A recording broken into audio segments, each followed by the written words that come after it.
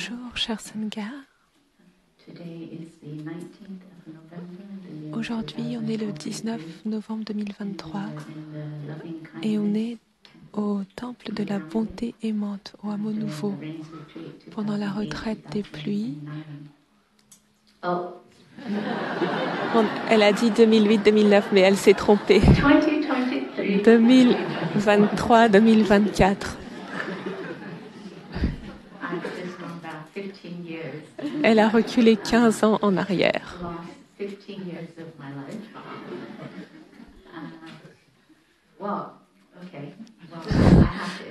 Bon, d'accord. Je dois admettre que je me sens un peu nerveuse. Mon cœur bat vite, mes mains sont un peu moites.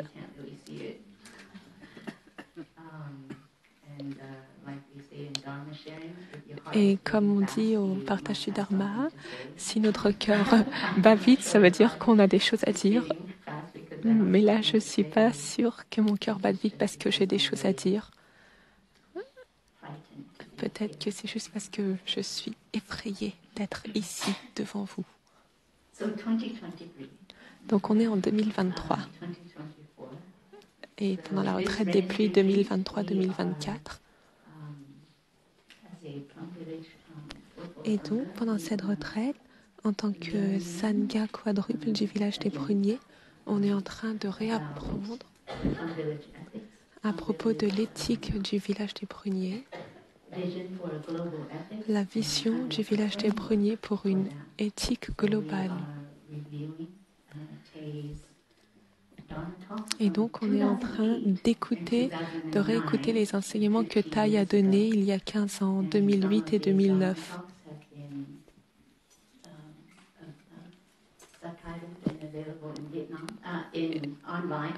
Et donc, ces enseignements sont sous-titrés en anglais, ils sont donnés en vietnamien et ils sont disponibles en ligne.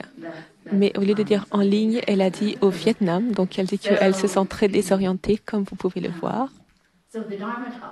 Et donc les enseignements donnés en vietnamien pendant l'hiver 2008-2009, et c'est la première fois qu'ils sont en ligne avec le sous-titrage en anglais.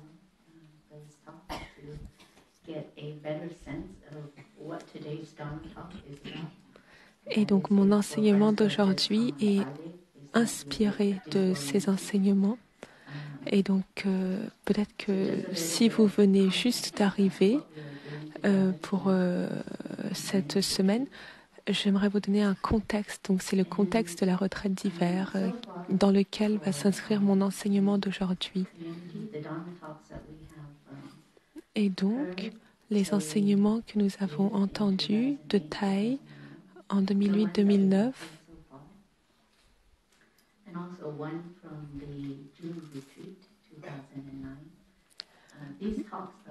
donc ces enseignements, ils ont le thème du chemin du Bouddha. Et dans ces enseignements, Thay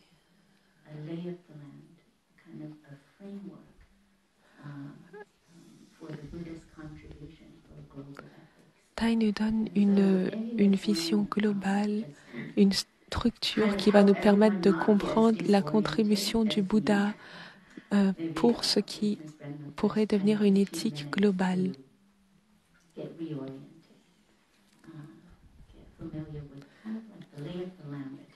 Et donc c'est pour ça que je vais vous donner une image globale de ce que Thay nous a enseigné pendant ses enseignements de 2008-2009 pour que vous ne soyez pas aussi désorientés que moi et que vous puissiez comprendre mon enseignement d'aujourd'hui.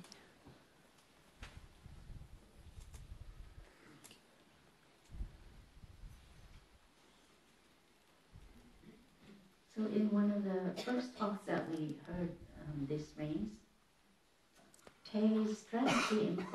donc, lors du premier enseignement,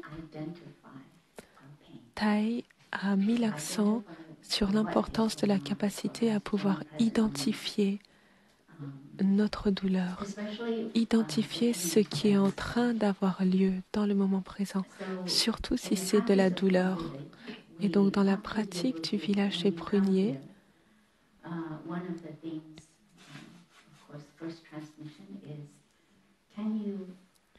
une des choses qu'on apprend, une des premières transmissions qu'on reçoit, c'est vraiment est-ce qu'on a la capacité, est-ce qu'on peut nous entraîner à revenir au moment présent et à reconnaître ce qui est en train de se passer dans notre corps et autour de nous, dans le moment présent, dans nos sensations, nos perceptions, notre conscience, dans notre corps, dans notre esprit, en nous et autour de nous.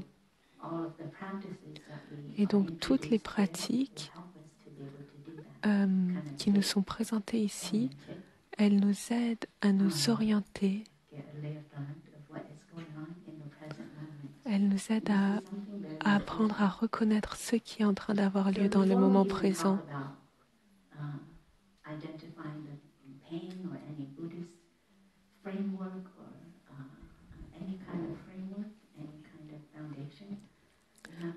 Et donc avant qu'on parle de la fondation bouddhiste ou d'autres aspects, nous devons d'abord commencer par le premier fondement qui est vraiment la capacité à être dans le moment présent et à reconnaître ce qui est en train d'avoir lieu dans notre corps.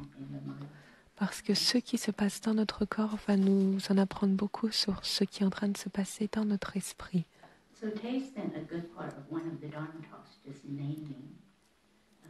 Dans l'un des enseignements,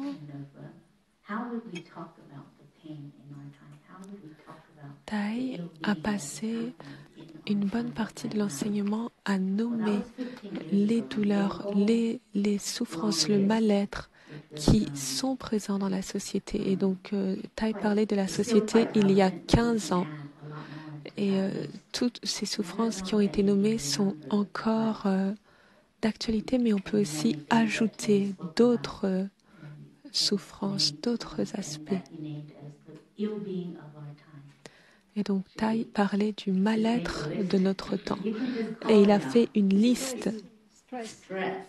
Le stress.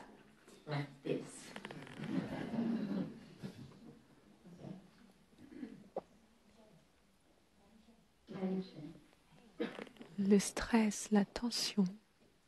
Vous pouvez dire à voix haute si vous avez la haine,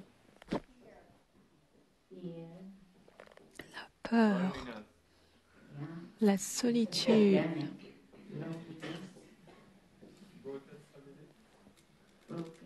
des familles brisées.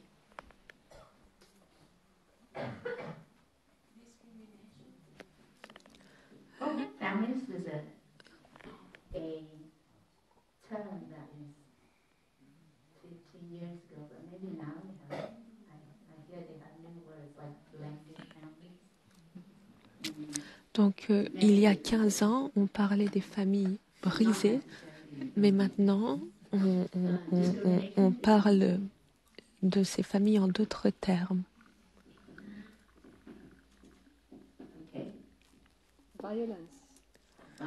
La violence.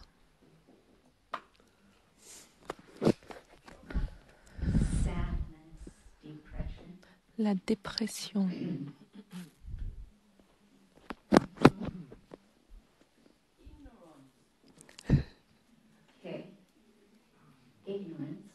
L'ignorance.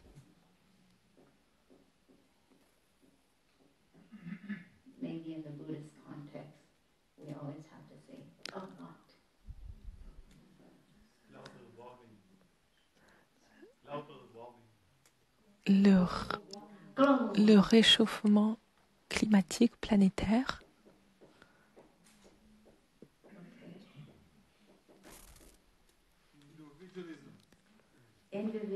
L'individualisme.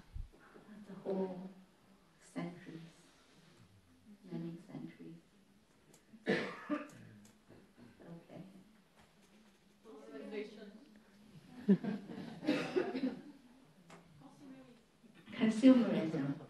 Le consumérisme. Okay. Inequity. Addiction. L'addiction. Okay.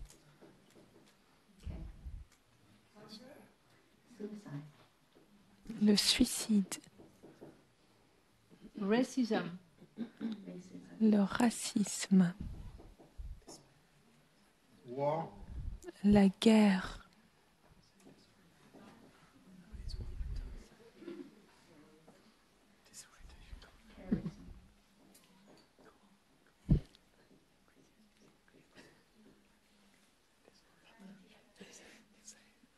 Anti-capitalism.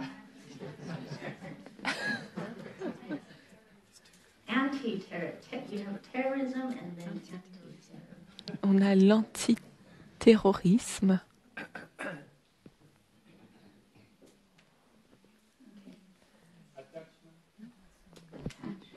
L'attachement.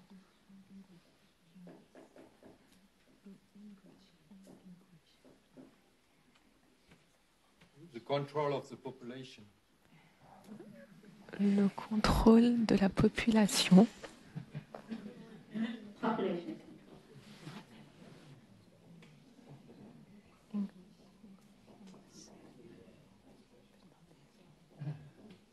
Education. What about education? Miseducation?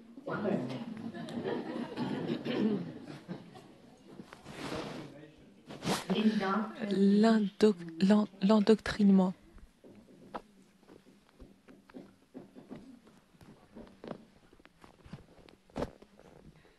Despair. Le désespoir.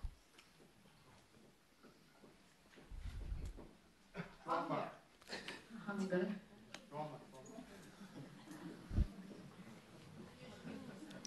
La famine. La confusion.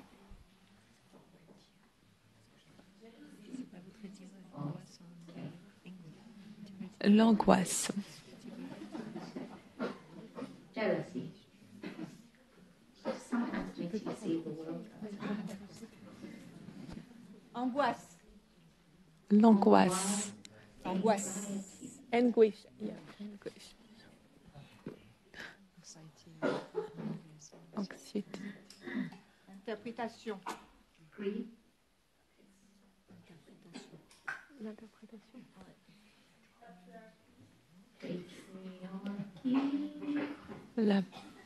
Le patriarchisme. Et l'interprétation.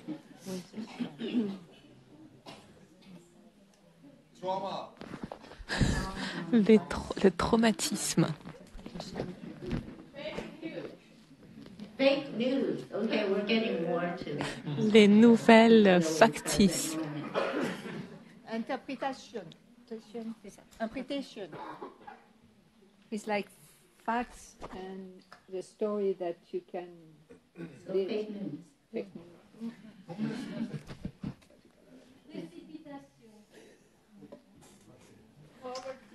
La pauvreté. La course, l'incapacité à s'arrêter. Eco-anxiety. L'anxiété planétaire. L'intelligence artificielle.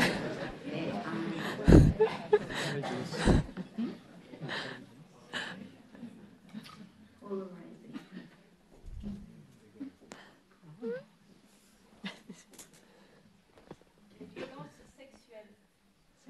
Sexual violence. Les violences sexuelles.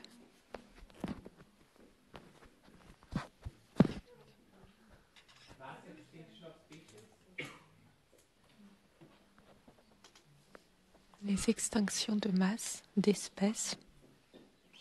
Mass extinction of species.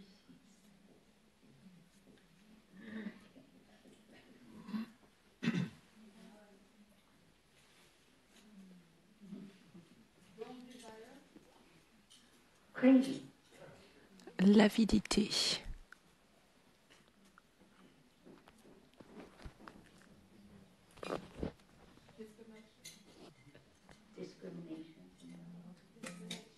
Disconnection.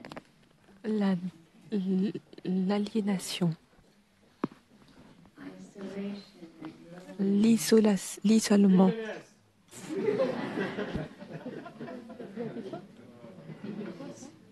Billionaires. Ah. les milliardaires, Wealth gap, inequity. Wealth inequality. l'écart entre les très riches et les très pauvres, la consommation. Humanity as a problem. Il y en a un qui a dit l'humanité. I'm not sure this talk will be able to solve that. Et la sœur demande, est-ce que l'humanité c'est aussi un problème? Selfishness. Donc l'égoïsme,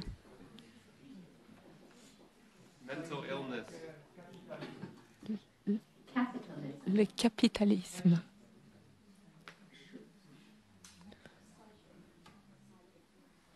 Scientific.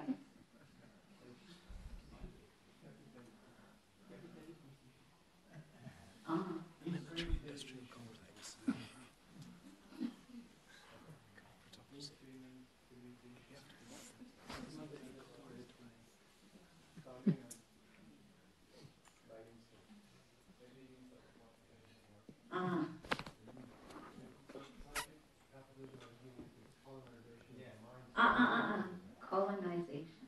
la colonisation, le colonialisme.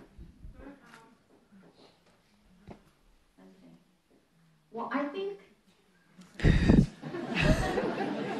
think we have a happy list. Je pense qu'on a déjà une liste assez longue. I would need a few more boards. Et que si on veut continuer, j'aurais besoin d'autres tableaux. But this is good news, actually. Mais c'est une bonne This is good nouvelle. news that we can name Ça veut dire qu'on est capable de nommer the ill-being.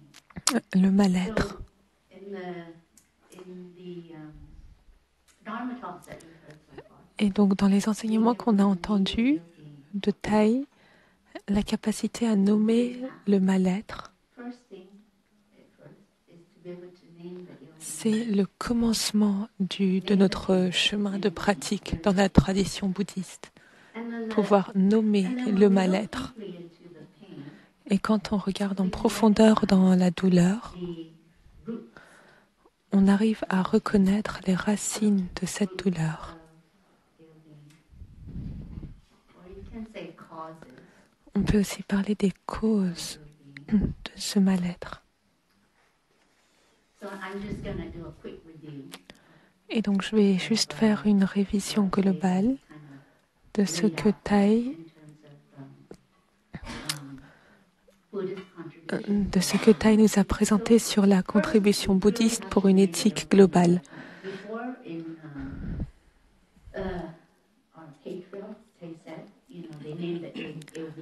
Et donc, Thaï nous a vraiment appris à nommer le mal-être de notre temps, de notre époque, parce que les patriarches dans la tradition bouddhiste, à l'époque du Bouddha, la façon classique de nommer la souffrance, c'était la naissance, la maladie, la vieillesse, la mort. Mais souvent, ce qui se passe, quand on ne va pas bien, on n'est pas capable de nommer dans notre société, dans notre corps, dans notre monde, qu'est-ce qui ne va pas, qu'est-ce qu'on a besoin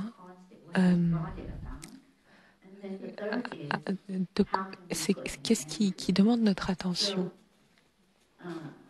Donc, tout commence vraiment par cette conscience de la souffrance. Et ensuite, après avoir nommé cette souffrance, ça va nous permettre de regarder profondément en elle et de trouver les causes de cette souffrance, qui est donc le deuxième aspect. Et le troisième aspect, c'est la fin de la cause de la souffrance. Donc, la fin de la souffrance, une fois qu'on a déraciné ces causes, Et donc, le quatrième aspect, c'est le chemin qui mène à la fin des causes du mal-être. Et dans le bouddhisme, ces quatre aspects, on les nomme les quatre nobles vérités.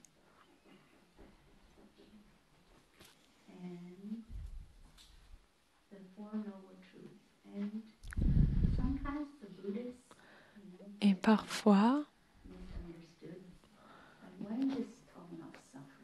c'est pour ça que parfois le bouddhisme n'est pas bien compris. Et puis on dit, oh, dans le bouddhisme, on parle que de la souffrance, les causes de la souffrance, la fin de la souffrance, le chemin hors de la souffrance, toujours de la souffrance. Mais quand on regarde plus profondément, on voit que la fin des causes de la souffrance, c'est le bonheur, parce que quand il n'y a pas de souffrance, il y a du bonheur.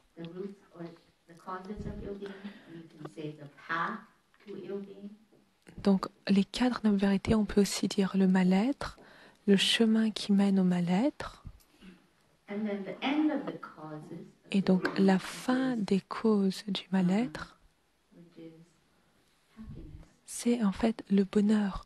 Donc, on peut aussi dire que la troisième noble vérité, c'est le bonheur. Et la quatrième noble vérité, c'est le chemin qui mène au bonheur. Normalement, dans la littérature bouddhiste, on trouve juste la souffrance, les causes, la cessation et le chemin. Mais quand on présente les choses de cette manière, c'est pas complet. On dit le mal-être, les racines du mal-être, la fin des racines du mal-être, le chemin qui mène à la fin des racines du mal-être. Et quand on nomme ces quatre nobles vérités de cette façon, ça nous permet de mieux comprendre. C'est pas juste la souffrance et les causes de la souffrance. C'est la souffrance, les causes de la souffrance, la fin de la souffrance, le chemin qui mène à la fin de la souffrance.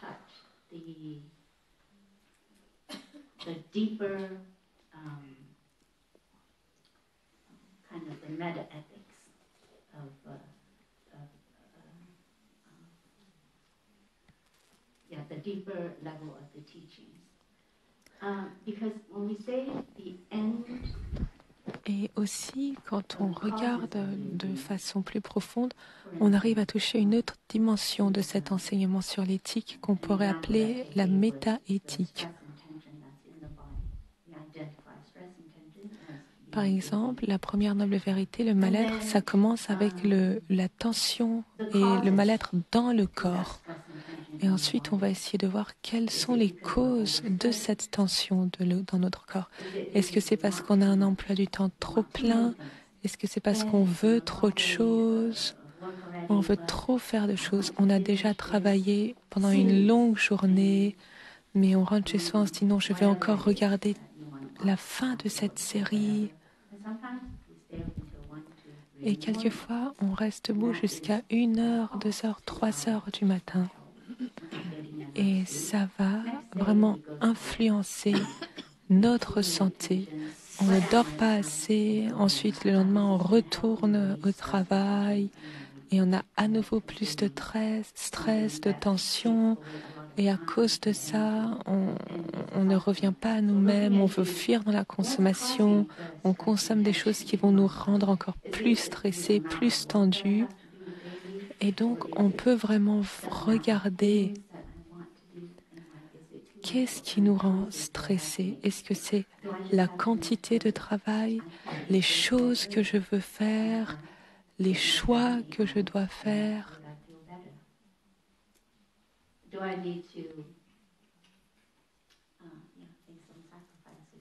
Comme par exemple, on peut voir, peut-être que c'est parce que je dors pas assez, donc on doit vraiment faire un choix, aller au lit plus tôt pour dormir assez et on se sentira mieux.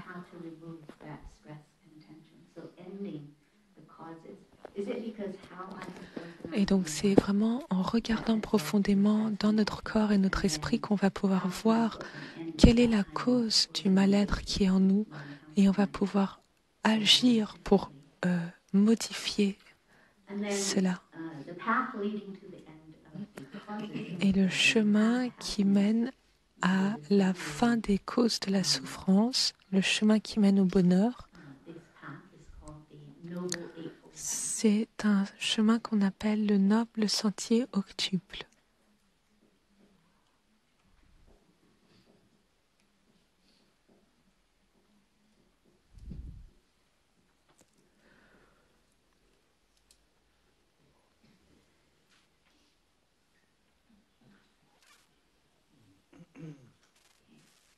It's nice when you can erase all suffering. Donc maintenant, je vais effacer toute notre souffrance.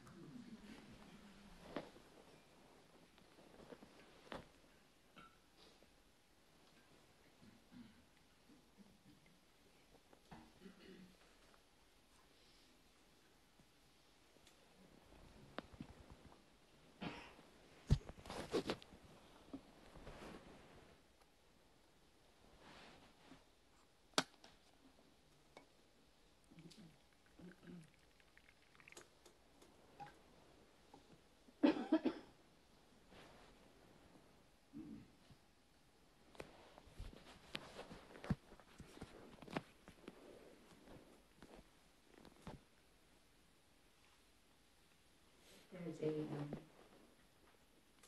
not that I was overthinking, but as I was erasing the board, there's a Tout en effaçant le tableau, il y a une histoire qui est remontée en moi, the end of the causes une of illness. histoire sur la fin des causes de la souffrance. Talk, they said, Dans un des enseignements, because of Tai this third noble truth, a dit, the presence à of cause this third noble truth, du fait de la présence de cette troisième noble vérité, nous savons que because la liberté est possible, because we can choose, we can parce qu'on peut because of the choisir, possibility of the end of ill-being, of putting, of transforming. parce on voit qu'il y a cette possibilité de mettre fin à la souffrance. Ça montre que le libre arbitre est possible.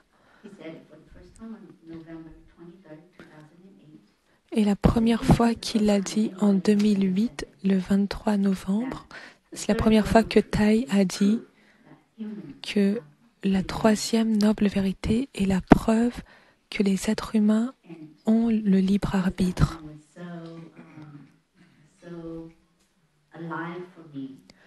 Et quand j'ai entendu Tai dire ça, ça a vraiment été très vivant pour moi.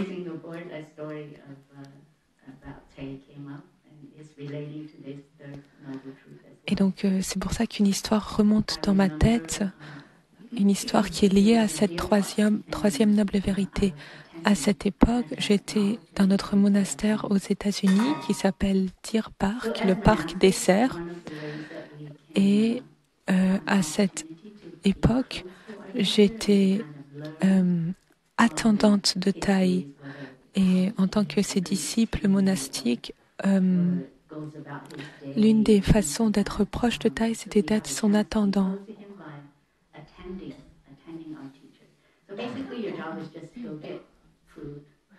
Et donc, ce qu'on fait, c'est aller chercher de la nourriture, faire du thé. Si on l'accompagne à l'enseignement, on prend son sac, on apporte ses notes. Et donc, on fait ce qu'on fait pour que notre maître se sente bien.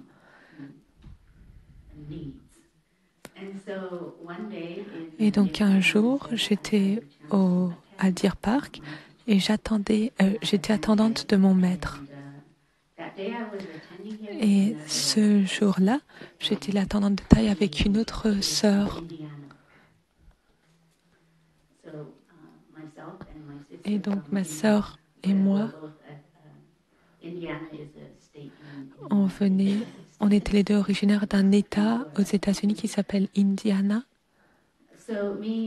Donc, ma sœur venait de cet État. Donc, et je me souviens que pendant qu'on attendait Tai, il n'arrêtait pas de nous regarder. from one of us to the next one. Il regardait l'une sœur, l'autre sœur. There was a glint in his eyes. Et je me souviens qu'il y avait quelque chose dans son regard. And then later on in that Et day, plus my tard, sister, she brought all the, one of us had to stay with Tay and one of us would go and do the dishes. Or plus tard, wash the cups on and prenait things des like that. à tour de rôle. Par exemple, l'une de nous restait avec Tai, l'autre allait faire la vaisselle.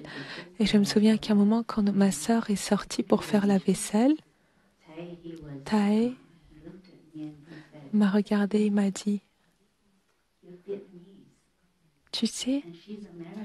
tu es vietnamienne et elle est américaine. Mais vous deux, vous pouvez être amis. And actually, when I heard that line, Et quand j'ai entendu cela, I'm like, gosh, Tay, why are you stating such an obvious? You know, like it's just J'étais like a comme- non-statement. I just felt like it was such a non-statement. j'ai dit, mais She's American. Man, j'étais comme, mais oui, oui, je suis vietnamienne, elle est américaine et on peut être amis. later, you know, sometimes when you're with a Zen master, he'll say something, and Et quelquefois, quand on est avec un maître zen, il nous dit quelque chose et puis ça nous semble normal, on ne comprend pas pourquoi. a few years later, Et ça m'a pris vraiment du temps et pour que quelque chose mûrisse dans ma compréhension. I think I just, you know, Tay said that, and I just registered. Et donc Tai a dit ça et j'ai juste, voilà, j'ai enregistré ça dans mon esprit. Tell you how long it took me. Et ensuite, longtemps après, je ne vais pas vous dire combien de temps parce que sinon vous allez voir que je suis vraiment lente pour recevoir les enseignements. Mais longtemps après, j'ai réalisé Say that. que quand Tai disait ça, Be able to make a statement like that. And I realized he was in the war, the American War, the Vietnam War, whichever way you want to name it. He was in a war, and maybe at the height of that war, everyone who was involved, his generation, donc everyone around Tai, après, j'ai compris que quand Tai a dit ça, c'est que Tai, quand il était jeune, il avait traversé la guerre du Vietnam, pendant que les Américains et les Vietnamiens étaient en train de s'entretuer. Et peut-être que dans sa jeunesse, il n'avait jamais imaginé un moment où des Américains, des Vietnamiens puissent être si heureux. Et c'est pour ça qu'elle a compris ce qu'il avait vu dans le regard de Tai, que Tai maintenant avait des disciples monastiques. Il y en avait une devant lui américaine et l'autre vietnamienne. Et il les voyait être amis et que très profondément dans son cœur, dans le cœur de Tai, il vivait ce moment de guérison, ce moment de réconciliation avec la possibilité de la paix, de l'amitié. Et c'est ce qui s'est passé. maybe no one could have imagined Et je me suis rendu compte que donc au cœur de la guerre, peut-être que personne n'aurait imaginé que ce moment soit possible. Une jeune Vietnamienne, une jeune Américaine, et on vit vraiment en harmonie ensemble. and what that meant as Tay was looking at us and in the lens, through the lens of what he had witnessed. Et donc dans ce moment, Tai était vraiment en train de me regarder, ma sœur et moi, avec toutes les expériences qu'il avait vécues dans son cœur. Et il était vraiment en train de faire l'expérience du fait que la guérison, la transformation était possible. The end of the causes of illness, Et donc la fin des causes du mal-être, la possibilité de transformer le mal-être. something you wouldn't be able to, you wouldn't be able to recognize it. But it's possible. Quelquefois, on n'a pas l'impression que la fin d'une certaine souffrance soit possible, I also mais realized c'est possible. when Tay said that, Et j'ai aussi réalisé quand Tai a dit ça, he must have been able to transform.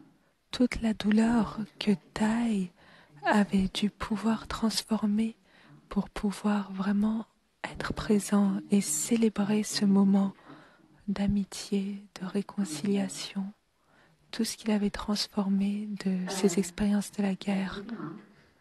Donc maintenant, on va avancer. Les 4 vérités nobles et le chemin, le sentier octuple.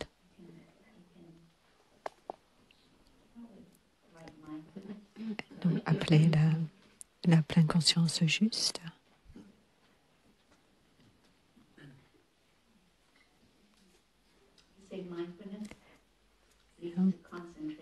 Donc, pleine conscience amène la concentration.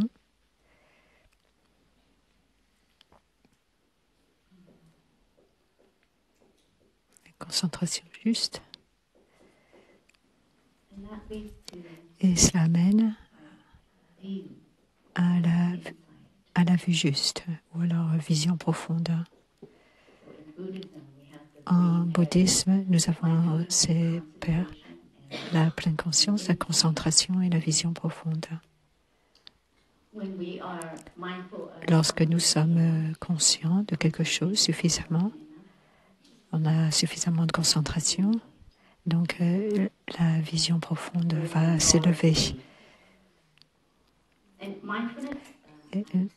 La pleine conscience, pour celles d'entre vous qui sont juste nouveaux avec la pleine conscience, on ne peut pas parler de la pleine conscience seulement et en disant je suis pleinement conscient. Ça ne fait pas tellement de sens de dire oh je suis conscient ou je suis conscient de quoi.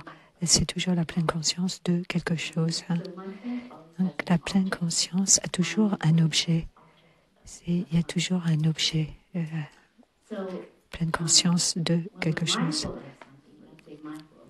Donc, si on est en pleine conscience d'une des souffrances que l'on a nommées ce matin, et on prend notre temps de le contempler, d'être avec, alors on aura très probablement une vision profonde à propos de cette souffrance, un regard profond qui nous amènera à une compréhension.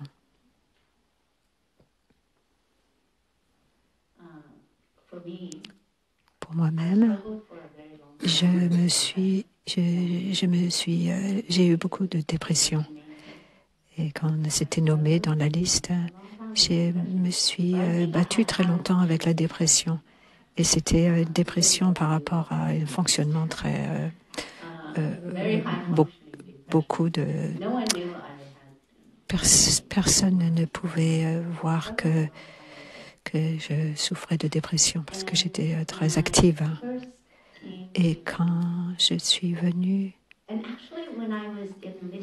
En fait, quand j'étais au milieu de cette dépression, avant de rencontrer Thay, notre maître, à chaque fois qu'elle venait, je ne savais pas comment être avec. Je savais que cette dépression était là, présente, mais je repoussais dans un coin sombre de moi-même. Je ne lui permettais pas de monter, de la regarder. Je la refoulais. Je savais que je ne serais pas capable, je n'aurais pas la capacité de la regarder, d'y faire face. Et je me disais, je dois être forte. Autrement, j'avais probablement peur de complètement être submergée si je la laissais monter et regarder. Donc je la mettais à l'arrière de mon esprit. Mais ça brûlait là, ça brûlait. Ce n'était pas jusqu'à ce que lorsque j'ai rencontré Thay pour la première retraite et que Thay a parlé de reconnaissez vos émotions fortes et la pratique de la reconnaissance simple. Et Thay disait, tout ce que vous avez à faire, c'est juste de dire « hello ». Et pour la première fois, oh, je n'ai rien à faire, je n'ai pas besoin de la résoudre, je n'ai pas besoin de figurer qu'est-ce qui se passe, qu'est-ce que je dois faire. La seule chose que j'ai à faire, c'est de juste dire « hello ». Et donc, je me suis dit « ok ». Et pour la première fois, j'ai été capable de lui permettre de monter, de lui dire hello. Et j'ai été capable de découvrir, incluant qu'est-ce que la dépression a besoin d'eux pour survivre. Et dès que j'ai été capable de dire ok, ce n'est pas si effrayant que ce que je pensais. Et donc, je peux dire, oh, je sais que tu es là et je sais que je ne peux pas te regarder maintenant. Et déjà, cela m'a offert un certain soulagement et une certaine une certaine possibilité de voir, d'y faire face. Et la deuxième chose, c'est qu'elle a besoin de nourriture, de nutriments pour survivre, que ce soit par la pensée, les choses que l'on consomme, les conversations quotidiennes, les livres, la musique, etc.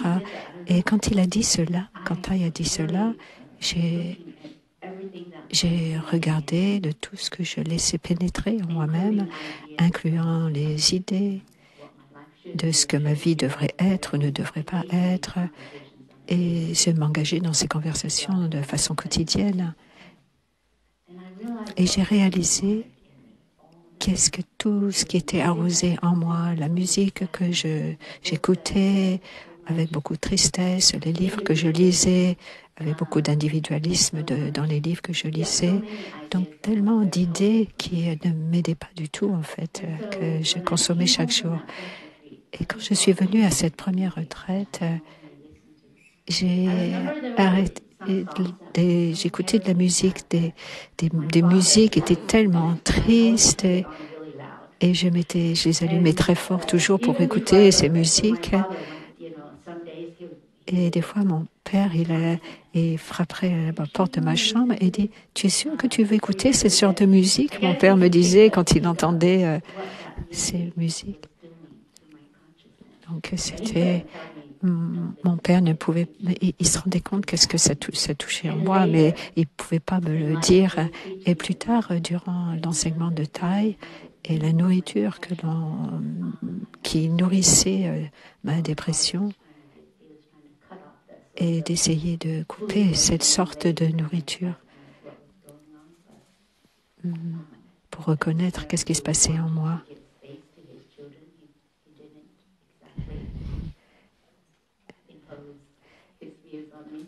Et donc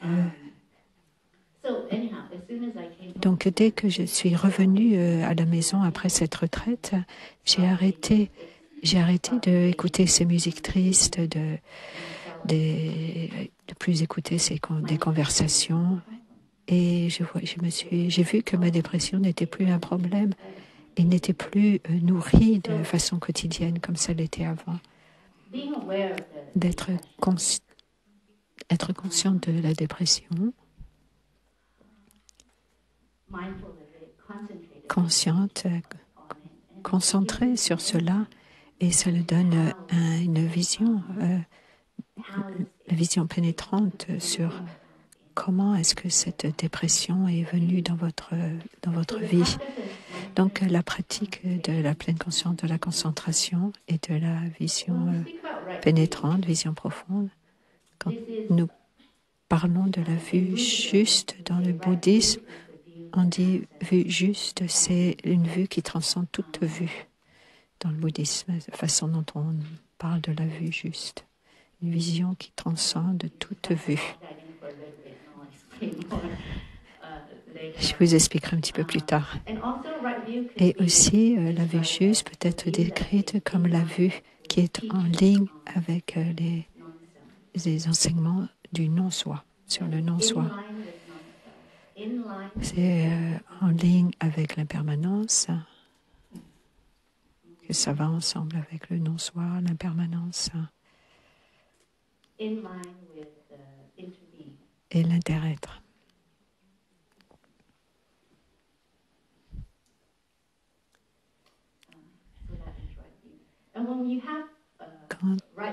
Quand vous avez la vue juste, ça va amener à la pensée juste. Si votre vue is a wrong view, est une vue erronée, ça va amener à la pensée erronée. Par exemple, si vous voyez le monde, que tout le monde sont des individus séparés, etc., etc., ça va nous amener à une façon de penser dans la même ligne. Mon bonheur n'a rien à voir avec ton bonheur, ton bonheur n'a rien à voir avec mon bonheur. Ça, c'est là. C'est tes affaires, c'est pas mes affaires. Ça, c'est la sorte de pensée erronée. Et ensuite, la parole juste, l'action juste, thinking, speech, and action. l'action, ces trois. En bouddhisme, on appelle cela le karma. Karma veut simplement dire action.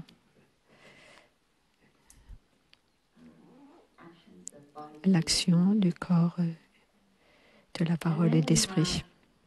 Et ensuite, nous avons la diligence juste. Oui, c'est ça. D'abord, c'est les moyens d'existence justes et ensuite la diligence juste, effort juste.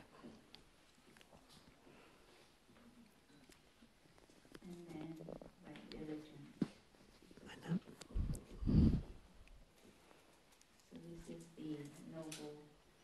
Ça représente le noble sentier octuple, le chemin qui amène au bonheur, le chemin qui peut vous aider à garder votre bonheur, à le maintenir.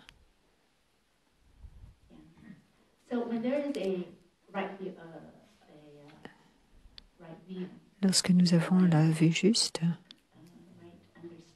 la compréhension juste,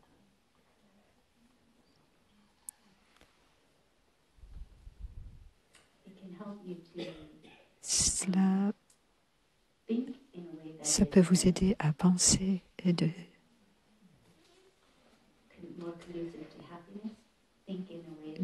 penser d'une façon qui va amener plus vers le bonheur, vers la compassion. Et la même chose avec notre parole, nos actions corporelles, les choix de carrière que l'on va faire. Donc, ce mot, juste, c'est parce qu'il y a une intention que l'on a derrière. Parce que nous avons aussi la pleine conscience erronée, fausse. Toutes ces choses, ça peut être... on peut avoir une vue fausse. Donc le mot juste parle de l'intention que l'on a, la sorte de vie, la sorte de monde que l'on souhaite construire, la façon de vivre que l'on veut avoir. C'est la façon de vivre la vie qui amène, pour décroître la souffrance, pour accroître le bonheur. Donc, ces 8 éléments vont tous peut nous conduire. Comment est-ce que je peux accroître mon bonheur? Comment est-ce que je peux prendre soin de ma souffrance? Parce que tout cela peut aller dans une direction opposée aussi. Donc c'est pour ça quand nous parlons du noble sentier octuple, nous parlons de le chemin qui amène au bonheur, au bien-être, au bonheur. L'opposé, c'est le chemin qui mène au mal-être, à la souffrance.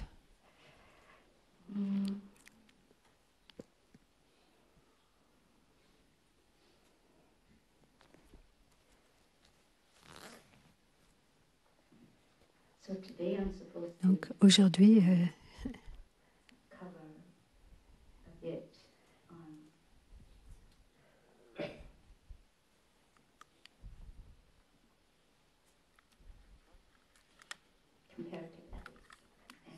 Aujourd'hui, je suis supposée parler sur l'éthique comparative et les critères. Comment est-ce que l'on peut savoir si quelque chose est juste et quelque chose est erroné et faux? Comment est-ce que l'on peut savoir que notre vue est juste ou qu'une vue est fausse?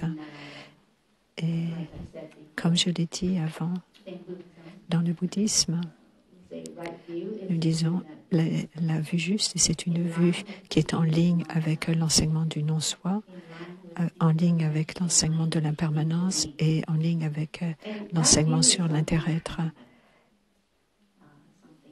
Et la vue juste, c'est quelque chose que l'on peut s'entraîner à avoir. Par exemple, au village des Pruniers, on a des instructions quand on pratique la marche méditative. Vous marchez, vous êtes cet individu, cette personne qui marche. Et lorsque l'on marche en communauté, et on va peut-être rentrer avec pas simplement notre propre énergie, mais rentrer en contact avec l'énergie de la communauté et toucher l'esprit de la marche méditative avec la communauté. Et déjà dans cette façon de marcher, je marche, une personne marche, et je marche avec la Sangha dans cette communauté. Et déjà dans cette expérience, nous pouvons nous entraîner à voir l'énergie de la pleine conscience que je pense qui m'appartient à moi seul, que je génère cette énergie. Combien de cela est généré par moi-même et combien de cela est généré par la communauté? Combien de générer de la pleine conscience est généré vient de la communauté, des centaines de personnes qui marchent avec moi maintenant.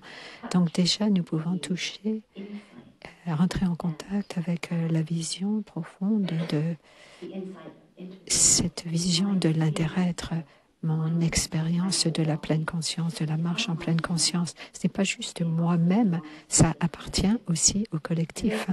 Et donc, il n'y a pas de ligne que l'on peut faire. Oh, ça appartient au collectif et ça, c'est moi-même. Parce qu'en fait, vous êtes en train de marcher et vous également, vous offrez votre énergie de pleine conscience au collectif. Donc, c'est cette façon de s'entraîner, de voir les choses, de voir comment nous faisons partie du collectif en tant qu'individuel, on fait part du collectif et le collectif aussi nous fait l'individu. Donc, par exemple, si vous êtes un monastique, un frère ou une sœur monastique, et vous aimez boire du thé, vous aimez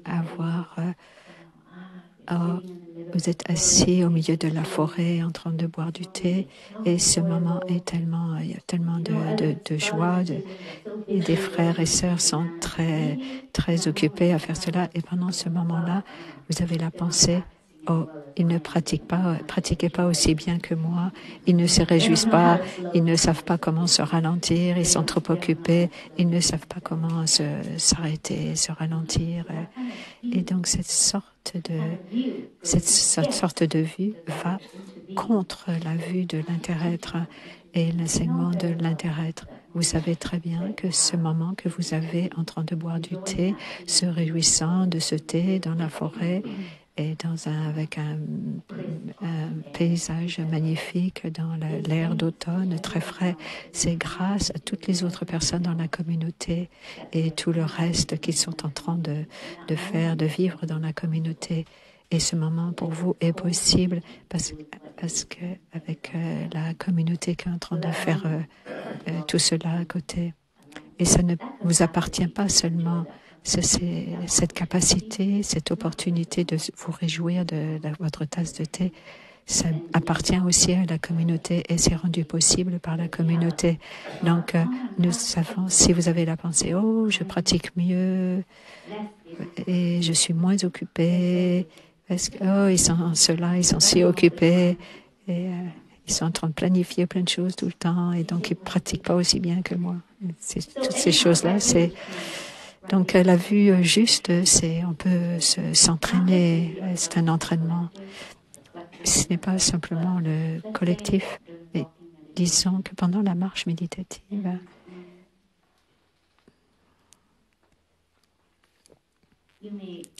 peut-être, vous allez peut-être avoir la réalisation, vous savez,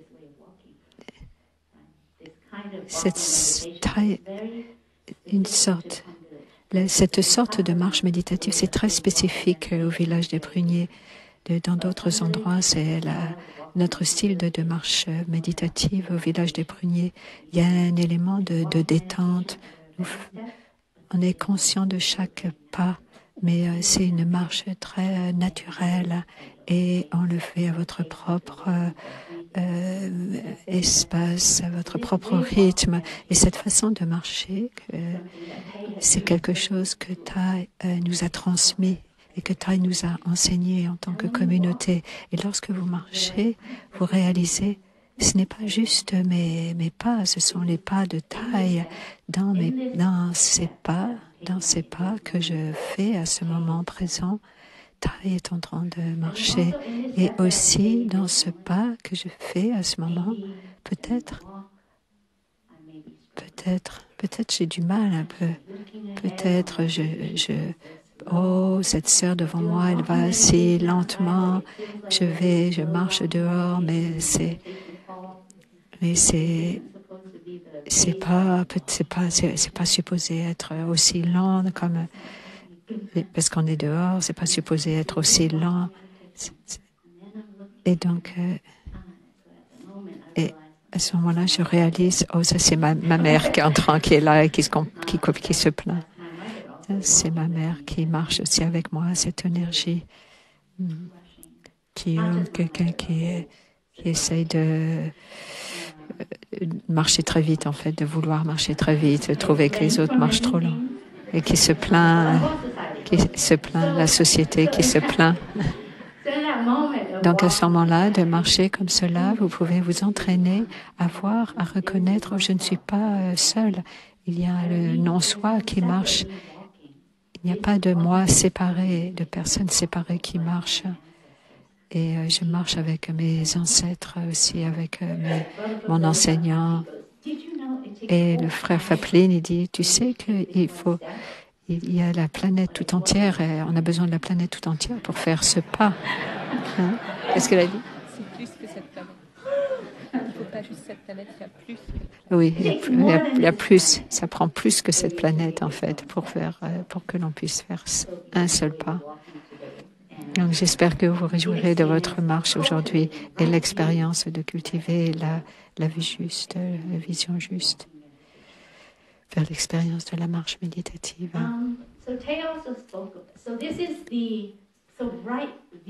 Donc, la vue juste. En commençant avec la pleine conscience. La pleine conscience, c'est la fondation de l'éthique bouddhique. La pleine conscience, juste, c'est la fondation de l'éthique bouddhiste.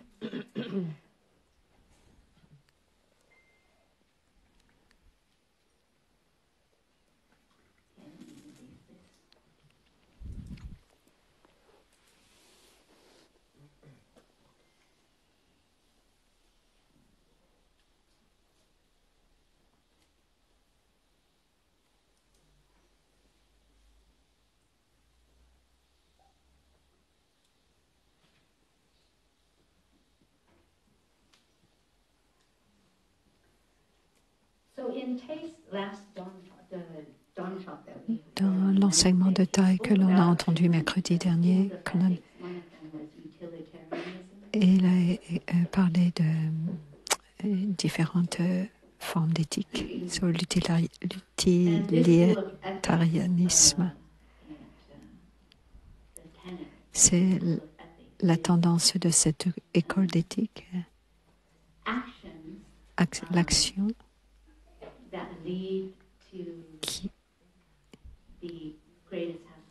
qui amène au plus grand bonheur pour le plus grand nombre de personnes.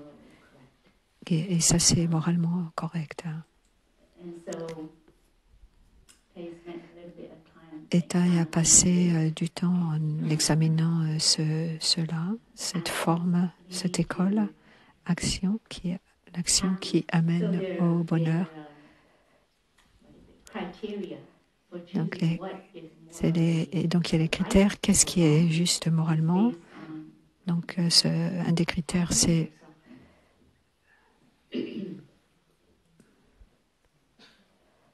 basé sur le bonheur ou la souffrance.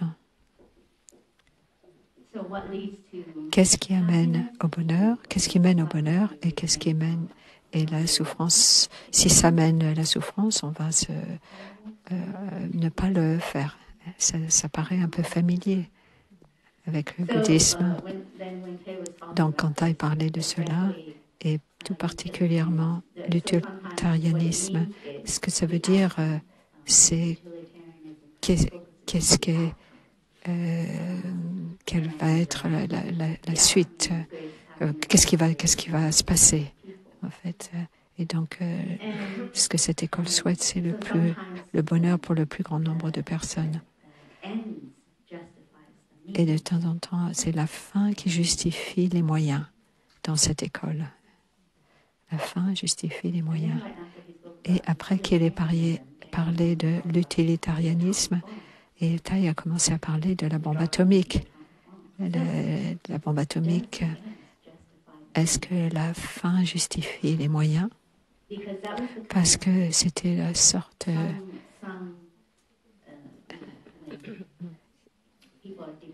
des personnes qui avaient un débat. Est-ce que c'était bien ou mal sur lancer la bombe atomique sur Hiroshima? Et il y avait une ligne de raison pour lesquelles, si on fait cela, nous pourrons mettre fin à la guerre. Et ça va prévenir, ça va empêcher plus ça va amener la fin de la guerre. Et ça serait pour le plus grand bonheur. Donc c'était cette sorte de raisonnement qui a pris place. Et Thay a dit,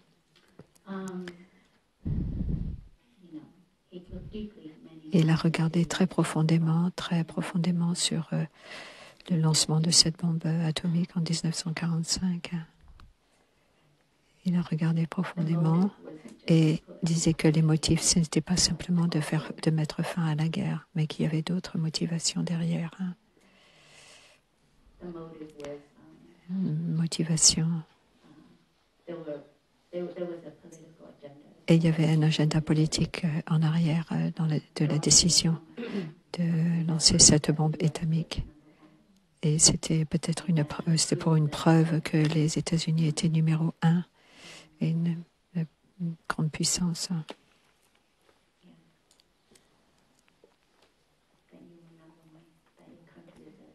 Que notre pays est un super pouvoir.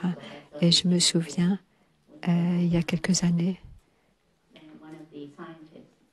et j'ai vu regarder 2 interviews sur Oppenheimer, ce scientifique, et dans une des interviews, il disait « Cela va changer la vision de les négociations. »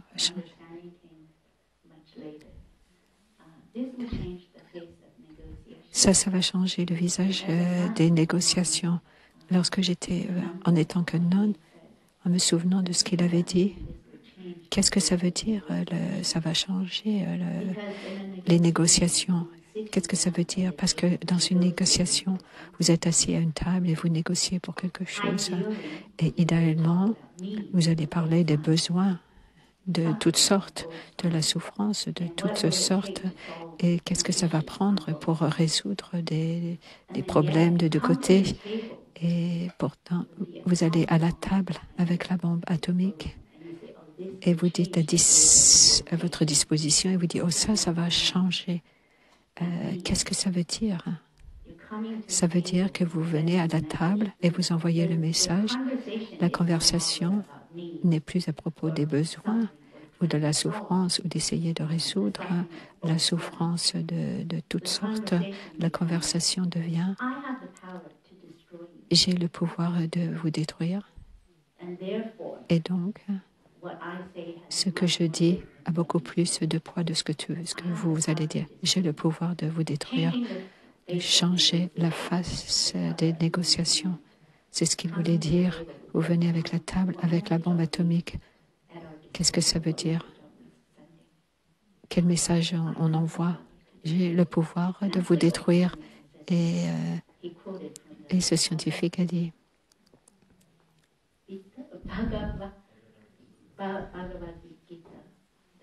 dans la Bhagavad Gita, c'est dit, il a mené la mort à la table. J'ai le pouvoir de vous détruire. Donc, c'est ce que vous dites. Et ce n'est pas une négociation, c'est du terrorisme. C'est du véritable terrorisme. C'est le vrai terrorisme. C'est plus ce ne sont plus des négociations à ce moment-là. Donc, c'était quelque chose de très fort quand j'ai réécouté l'enseignement de Thaï mercredi.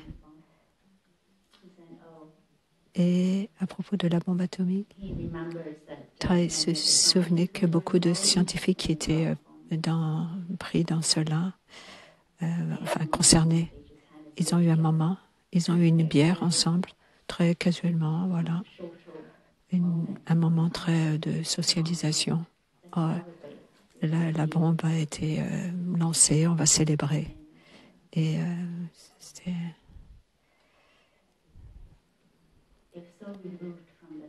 c'était tellement éloigné de la souffrance, la capacité de lâcher une bombe, et vous êtes là, de l'autre côté de la planète, en train de boire une bière et de célébrer pendant que quelqu'un, des enfants, des bébés, des grands-parents, des 140 000 personnes sont morts en quelques minutes.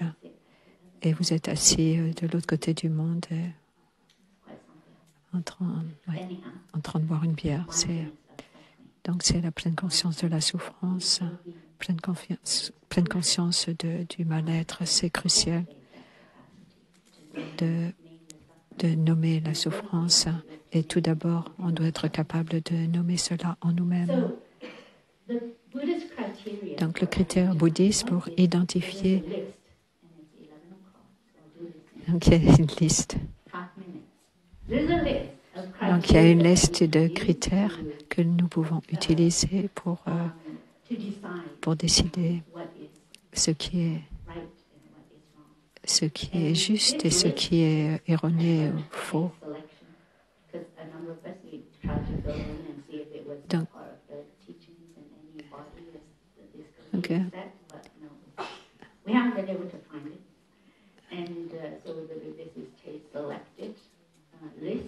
Donc, il y a une liste de critères bouddhistes pour décider ce qui est juste, quand une action est juste ou erronée. Le premier critère, c'est la douleur et le plaisir.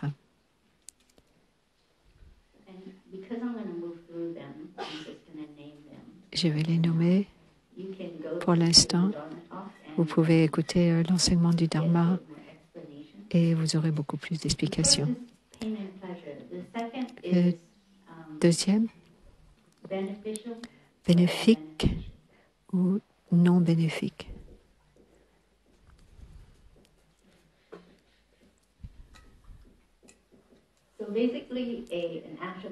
Une action qui amène de la douleur, on essaie de ne pas aller. Si ça amène du plaisir, bien sûr, si on regarde profondément, il peut y avoir une difficulté.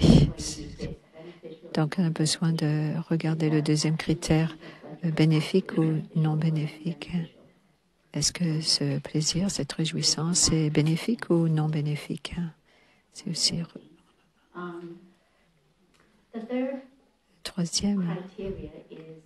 troisième critère, ignorance, ignorance, delusion, and oui, awakening. l'illusion, l'éveil.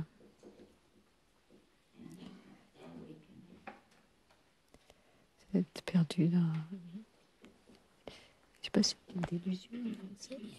L'illusion, oui, c'est ça, l'illusion et ça. Illusion, éveil.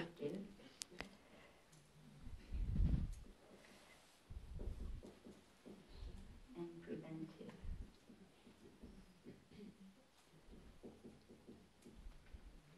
Donc c'est This one is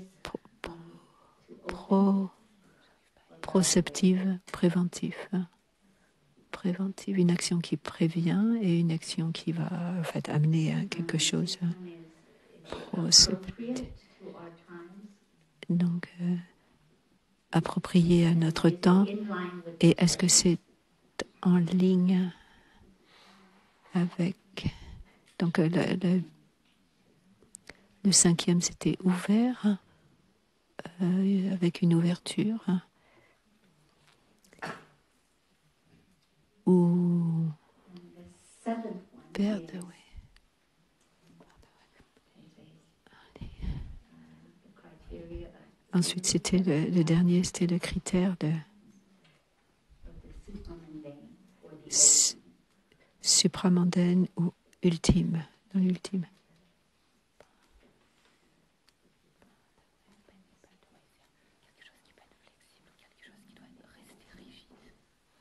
Ok, oui, c'est ça. Le cinquième, c'est quelque chose qui est ouvert ou quelque chose qui doit rester, qui ferme le chemin, qui est rigide. as a criteria. We know Donc, that le critère de l'illusion ou de l'éveil. when we have a strong emotion, that's the worst time to make a decision. Whether Donc, something quand is on right or sent wrong, it's just the que worst time to make a decision. So we have to do everything we can to calm the emotion. Quand on sent qu'on est pris dans nos émotions, c'est vraiment le pire moment pour faire une décision. On doit attendre de calmer nos émotions parce que sinon on ne va pas pouvoir discerner clairement ce qui est juste ou ce qui n'est pas juste. On ne va pas pouvoir prendre la bonne décision. Et donc pour faire des décisions, c'est bien d'être dans un état d'esprit de clarté. With all the clarity that we can muster. So this is one of the Et donc c'est ce critère de clarté, de pouvoir discerner, c'est lié au troisième critère de l'illusion ou de l'éveil.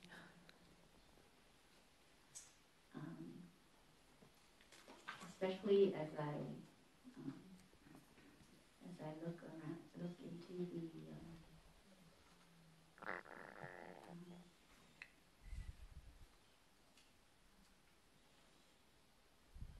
Israeli-Palestinian conflict.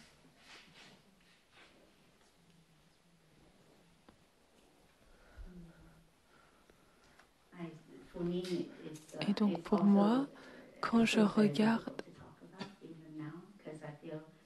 en fait,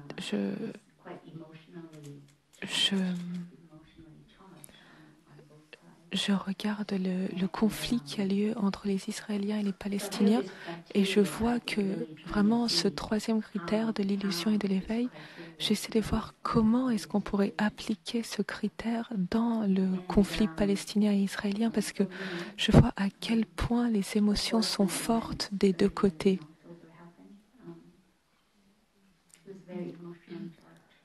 Et vraiment, je sens les émotions. Et pas seulement chez les Israéliens et les Palestiniens, mais le monde entier sont vraiment pris dans des émotions. Et donc les décisions qui sont faites sont vraiment chargées émotionnellement.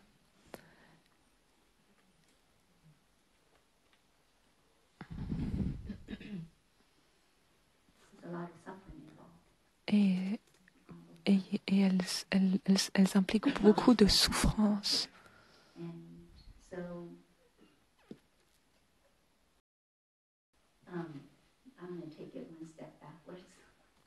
Je vais faire un pas en arrière. En 2003, j'étais novice Et j'ai eu beaucoup de chance parce que j'étais au village des Pruniers ici quand on a eu notre première retraite entre Israéliens et Palestiniens. Et j'ai pu être témoin de la façon dont Thaï et des frères et sœurs ont pu organiser cette retraite. Et ça a été organisé avec beaucoup de génie. Il y avait deux groupes, un groupe d'Israël et un groupe de Palestine, qui sont venus au village des Pruniers. Un groupe était au hameau du Haut et l'autre groupe au hameau du Bas. Et au début, c'était très dur pour eux de se regarder, même juste de se regarder. Et c'est pour ça qu'on a séparé les deux groupes. Un groupe était au hameau du Haut et l'autre groupe au hameau du Bas. Et la première semaine, on s'est vraiment concentré sur la pratique. Comment marcher, comment manger, comment reconnaître et expérimenter la joie, le moment présent. C'est tout ce qu'on a fait pendant la première semaine. Et ensuite, à la fin de la première semaine, on a commencé à parler de la douleur et des difficultés.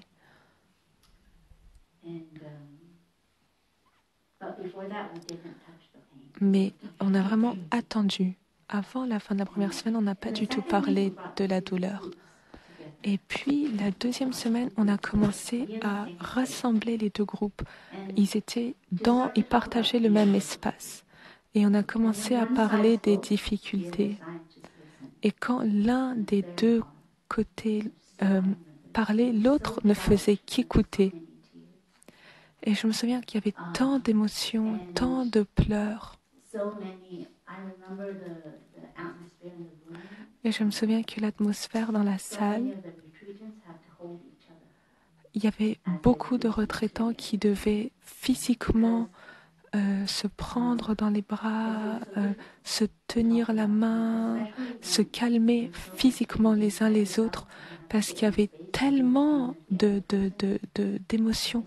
Déjà, chaque camp, en lui, chaque côté, il y avait tellement d'émotions.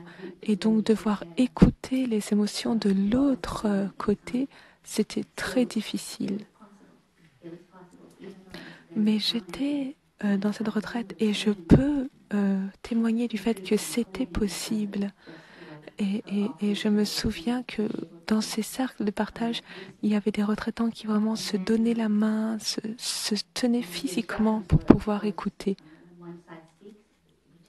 Et on avait donné des instructions très claires que quand un côté écoute, l'autre côté ne fait qu'écouter.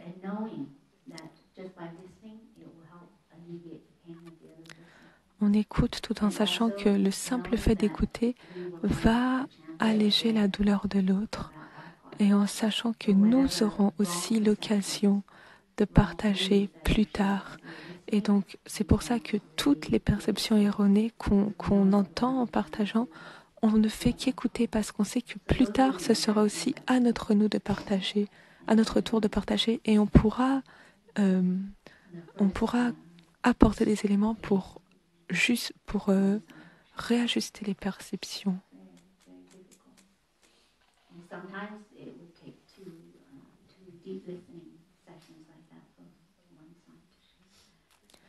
Et on avait même besoin des fois de 2 sessions d'écoute profonde pour que juste un des deux côtés puisse s'exprimer.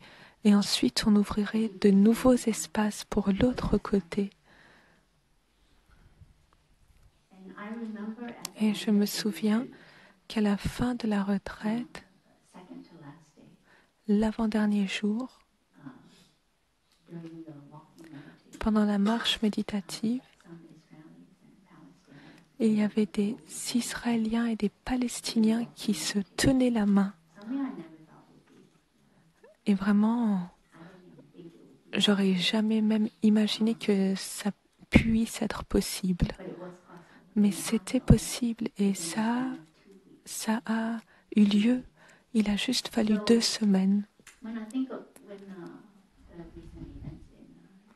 Et donc, quand je pense aux événements récents en Israël et en Palestine, snuffed out hope for me, for peace, because I know Pour it's a moi, possibility. ça n'a pas anéanti mon espoir dans la paix parce que je vois qu'il y a toujours une possibilité, la possibilité de la And paix. also, yesterday, as I was Et aussi hier, looking at this j'étais seeing what en train de voir ce que j'allais partager aujourd'hui. I just had a moment of curiosity, and J'ai eu un moment de I curiosité went et on the internet, je suis allée sur Internet just to look for some numbers. I really wanted to know et j'ai fait une recherche. J'aimerais vraiment vous dire, how much profit there was in 2023. en And it's quite 2023, incredible the numbers. c'est assez incroyable les And what was even bénéfices more revealing qui ont eu, les bénéfices de l'industrie d'armement. holds 40% of the world's exports in arms. Les États-Unis 40%. ont 40% des experts d'armement et aussi il tient 40% les États-Unis des 40% des parts du marché mondial de l'armement.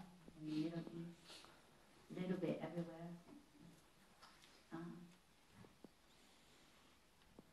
Is it a moral? Is it a moral dilemma? Is it the issue that is really being presented to us? Is that the real issue? Or is there another layer? Et donc quand je fais de telles recherches, je me demande vraiment, mais est-ce qu'on regarde le bon problème? Qui est vraiment en train de faire des profits en ce temps, maintenant? Qui est vraiment en train d'exploiter? On doit vraiment regarder cela sous la lumière de l'industrie d'armement. Et j'ai aussi fait une autre recherche et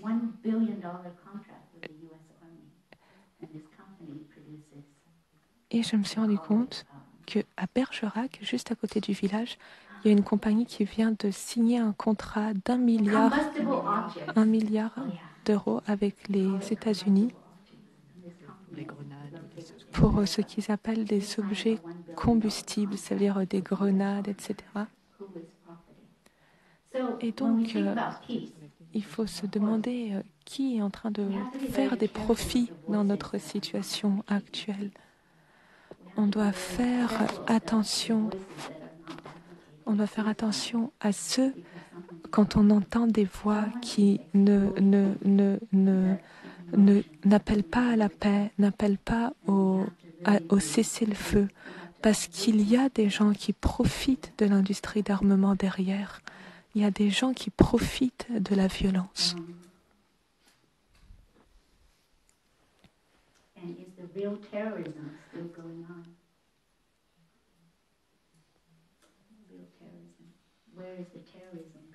Et on peut aussi se demander d'où vient le terrorisme qui est en train d'avoir lieu.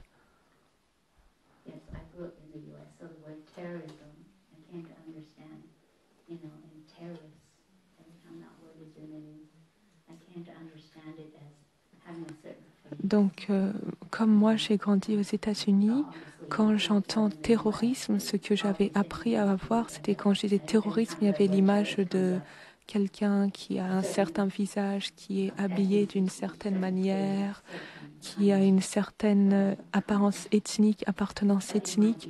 Et donc, pour moi, tous ces éléments, c'était un terroriste. Mais maintenant, je vois clairement que c'est vraiment très erroné cette façon de voir et que le terrorisme a vraiment lieu dans les deux camps.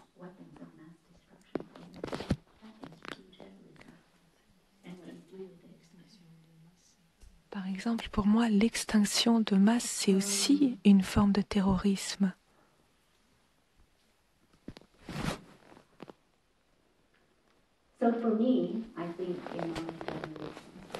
Et donc, pour moi, dans notre génération,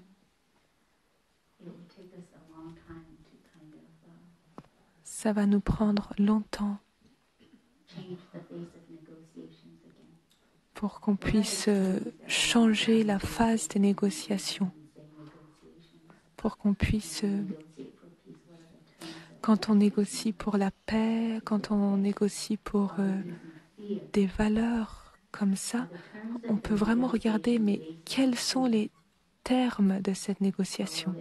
Est-ce qu'on négocie fondé sur la peur, avec des intérêts derrière, ou est-ce qu'on fait vraiment des négociations qui sont fondées sur la compréhension, par un dialogue réel où il y a une vraie communication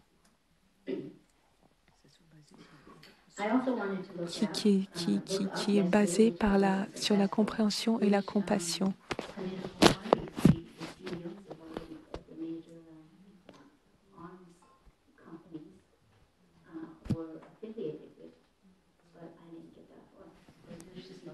Et je voulais aussi faire des recherches encore plus poussées sur les partis politiques qui sont affiliés aux industries d'armement, mais j'ai pas eu le temps de faire ça. Mais c'est aussi un grand problème, le lien entre les partis politiques et l'industrie d'armement.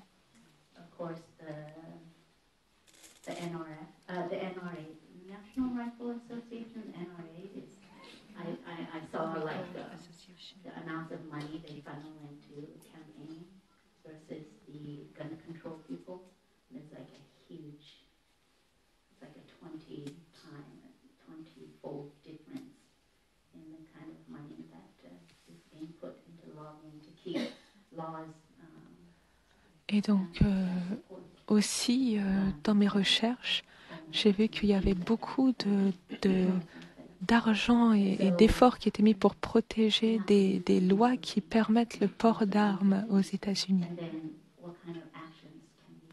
Et donc tout ça, c'est vraiment des choses qu'on doit prendre en compte pour qu'on puisse voir qui est-ce qu'on est vraiment en train de soutenir.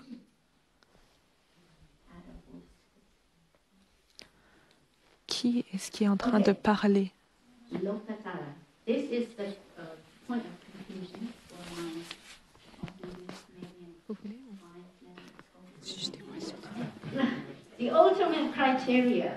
Le critère ultime, ça c'est un point de confusion pour tout le monde. Le critère ultime, l'ultime supramontaine. Quand j'allais visiter ma famille aux États-Unis, j'ai eu cette interaction avec ma sœur et mon frère. Elle est allée visiter sa famille. Et un jour, ma sœur a ramené une baguette et elle était « Oh, ça c'est la meilleure baguette du monde !» et une baguette de pain. Et donc, j'ai dû être immobile pendant un certain temps. Je lui ai dit « Ma chère sœur, tu sais, j'habite en France. » Tu sais, j'habite en France. Et non, ça c'est la meilleure baguette du monde, baguette de pain du monde. Et j'ai dit encore, tu sais, j'habite en France. Donc, et ensuite mon frère, qui était à côté d'elle, et sa mâchoire est tombée, et il ne pouvait pas croire ce qu'il était en train de voir. Et il ne pouvait pas croire qu'est-ce que tu es en train de dire. Et je ne peux pas croire que tu es une nonne pour 20 ans et tu peux dire cela. Tu es une nonne depuis 20 ans. Comment tu peux dire quelque chose comme ça? Là, c'est quelqu'un qui t'offre son cœur et tout ce que tu peux dire, tout ce que tu peux dire, c'est je vis en France. Et donc, j'ai dit, et j'ai eu une autre réaction, j'ai dit, j'ai le droit d'être, j'ai le droit de ne pas être une nonne parfaite. J'ai le droit de ne pas être une nonne parfaite. Et donc, on avait un moment très fraternel. Voilà. Mais c'est devenu presque un conflit, une bataille entre nous. Et quelle baguette était la meilleure baguette du monde? Et est-ce que cette baguette est la fondation de toutes les baguettes? Donc, ça, c'était... voilà, ça, c'est ma sœur. Je pense que ça va dessiner quelque chose.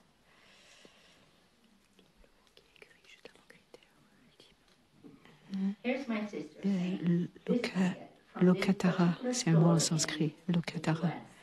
Donc ça, c'est ma sœur. Et il y a d'autres, ça c'est d'autres baguettes, Ça, ce baguette qu'elle a acheté aux États-Unis, c'était la baguette ultime. Et je disais, non, je vis en France. Et on a plein de différentes sortes de baguettes en France. Et elles sont supérieures à cette baguette, hein, c'est sûr. Mais elle disait, non, ça c'est la baguette. Et c'est la baguette ultime. Et c'est la baguette qui est... c'est la baguette sur laquelle toutes les autres baguettes se tiennent. C'est la baguette ultime.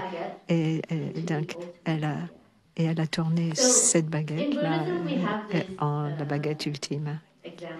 Ça, c'est juste un exemple de l'eau et la vague et l'eau. L'exemple, vous avez des vagues. Cette vague est plus haute, cette vague est plus petite, cette vague est plus belle, cette vague est moins belle. Mais la nature de toutes les vagues, c'est l'eau. Et vous ne pouvez pas que dire non, cette vague est l'eau, ici. Vous ne pouvez pas dire non, cette vague est l'eau, et toutes les autres vagues, ce ne sont pas l'eau. Donc, ma sœur, ce qu'elle disait, que cette baguette, c'est la baguette, et toutes les autres baguettes ne sont pas vraiment des baguettes.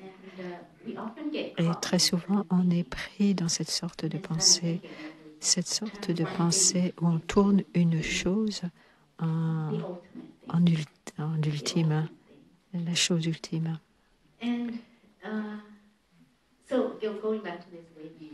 Et pour retourner à l'eau, à la vague et l'eau, toutes les vagues, la nature des vagues, c'est l'eau, que ce soit haute, basse, etc. Et quand une vague réalise qu'elle est l'eau, et ça n'a pas d'importance que la vague monte, haute et basse. Et elle a sa fondation, c'est l'eau, son fondement. Une fois elle est haute, une fois elle est basse, etc. Elle a une liberté. Parce qu'elle sait que c'est l'eau. Donc, mon frère, quand vous avez entendu cette sorte de critères, combien d'entre vous sont tournés en une baguette? Ce que je veux dire par cela,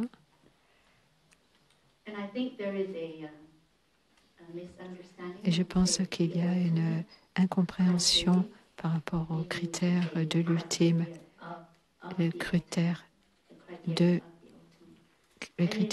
l'ultime dans le bouddhisme. Nous avons, Thai donne cet exemple, on appelle cela le Z de Zoro. Dans le bouddhisme, on parle de la vérité relative et nous parlons de la vérité ultime.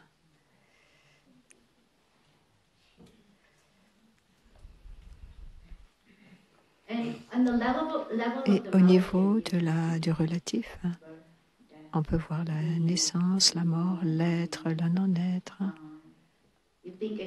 On peut parler dans le sens d'aller, venir, dehors, dedans, etc. Mais dans le niveau de l'ultime, il n'y a ni naissance ni mort. No être, non non-être. Ni dedans, ni dehors. Nos débuts de fin. Et comment nous pouvons réconcilier ces deux vérités qui paraissent complètement opposées l'une de l'autre? Donc avec ces critères, dans l'enseignement de Thai, et Thai nous a dit, ces critères, ils sont au niveau du relatif, de la vérité relative. Si vous regardez à la douleur qui n'est pas le plaisir, ce qui est bénéfique n'est pas non bénéfique, illusion, c'est pas l'éveil. Donc on peut penser que c'est très opposé, c'est l'opposé. Donc ça paraît qu'ils opèrent au niveau du relatif, de la vérité relative. Et dans le bouddhisme, comment est-ce que nous allons de la vérité relative vers l'ultime? Comment accédons-nous à la vérité ultime?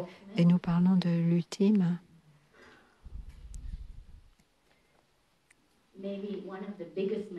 Peut-être une des plus grandes erreurs qu'on entend, c'est qu'on tourne dans un jeu, quelque chose pour atteindre quelque chose, à saisir, on le tourne. Et ça, c'est la première erreur. C'est que quand l'on pense à l'ultime de cette façon, l'ultime n'est pas une chose à atteindre, une chose à saisir. Ce n'est pas. C'est une erreur. On peut dire que l'ultime transcende toute vue, l'être, le non-être, la naissance, la mort, coming, aller, venir. Mais comment est-ce que l'on peut accéder à cela? Donc cette ligne ici, dans le bouddhisme, on appelle cela la sagesse de l'adaptation, de s'adapter. Donc c'est une sorte de vision qui nous aide à arriver, à accéder à la vérité ultime. Non-soi, impermanence.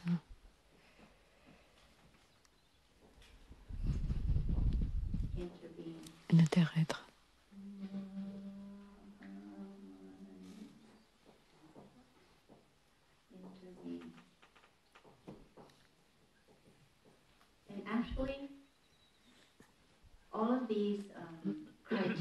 Tous ces critères, quand vous regardez du niveau de relatif,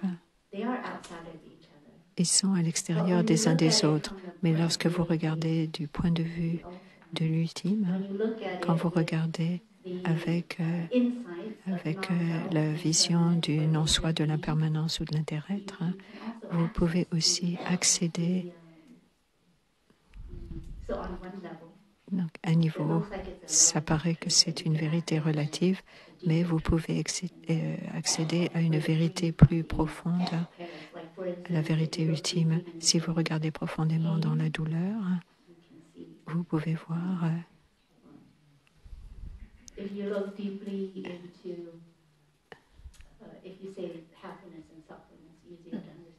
Si vous regardez profondément dans le bonheur, vous pouvez identifier l'inter-être entre la souffrance et le bonheur. Vous ne pouvez jamais avoir le bonheur seul.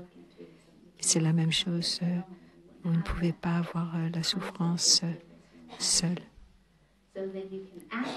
Donc vous pouvez accéder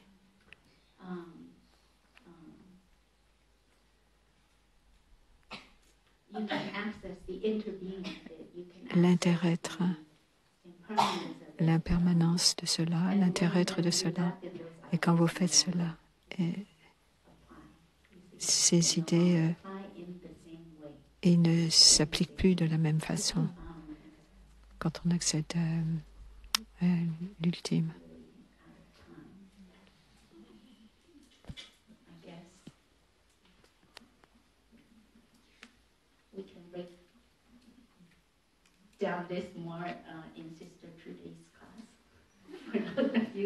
Et on pourra aller plus profondément dans cela.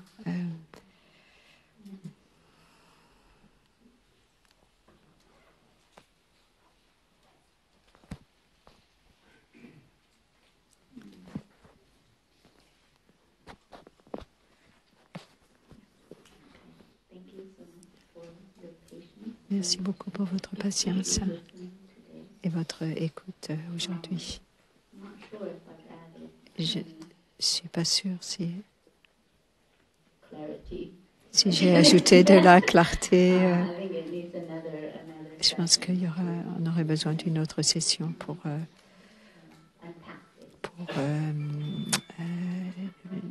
déplier cela un peu plus,